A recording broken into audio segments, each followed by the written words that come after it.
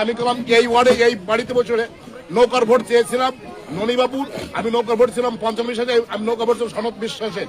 আজকে এই ওয়ার্ডে বসে আজকে আপনাদের কাছে ধানের শীষে ভোট চাইছি। আমি কিন্তু আওয়ামী লীগের জয়েন্ট সেক্রেটারি। আমরা যারা আছি অবশ্যই আমরা ধানের শীষে সবাই ভোট দেবো।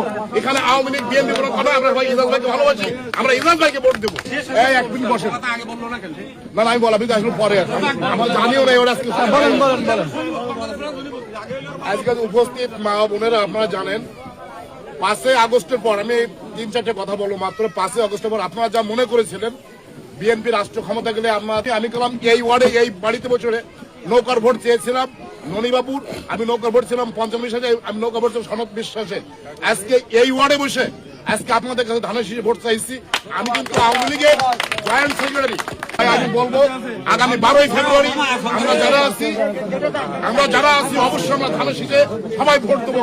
এখানে আওয়ামী লীগ বিএনপি কোনো কথা, আমরা ভাই ইজাজ ভাইকে ভালোবাসি, আমরা ইজাজ ভাইকে ভোট দেবো।